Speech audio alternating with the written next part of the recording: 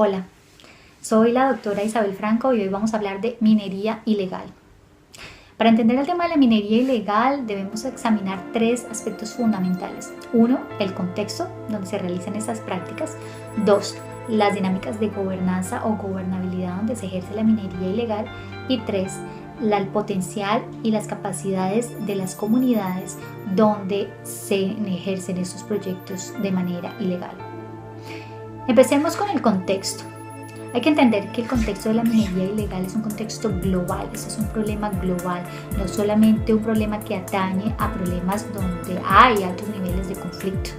En mi investigación científica, en el caso angolano, en África, encontré que gran parte de la población flotante o población migratoria es asiática y hace uso indebido de los recursos.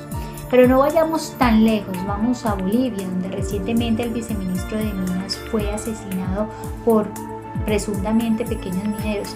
El caso boliviano muestra que hay un problema grave de gobernabilidad y gobernanza en términos de minería ilegal. Pero cuando hablo de gobernanza no estoy hablando solamente del rol del gobierno, el rol del Estado en estas regiones mineras.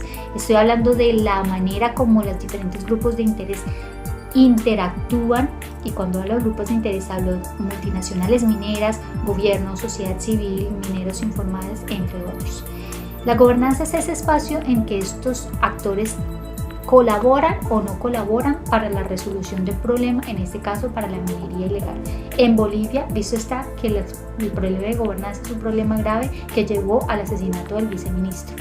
Aterricemos a este problema en el caso colombiano.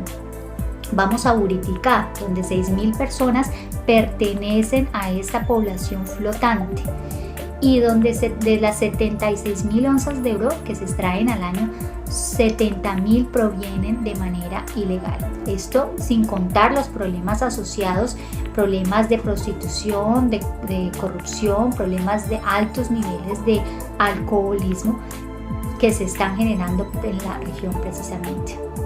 En este marco de gobernanza debemos identificar dos actores primordialmente. El primero tiene que ver con esos mineros ilegales que generalmente provienen de grupos al margen de la ley, de grupos beligerantes. Y por otro lado estamos hablando de grupos de mineros cuyo único medio de sustento es la minería y ha sido la minería por años y generaciones desde tiempos de la colonia. En este segundo grupo de mineros y de comunidades mineras, porque no solamente son hombres sino son también mujeres, las mal llamadas chatarreras, y cuando hablamos del chatarreo son estas prácticas donde ellos trabajan principalmente los rezagos o la basura, lo que queda de la extracción del material. El chatarreo, como bien sabemos, ya ha sido legalizado en el decreto 276 de 2015 en el caso colombiano. Entonces estamos hablando de familias, hombres y mujeres y familias cuyo medio de sustento es la minería y ha sido la minería por años.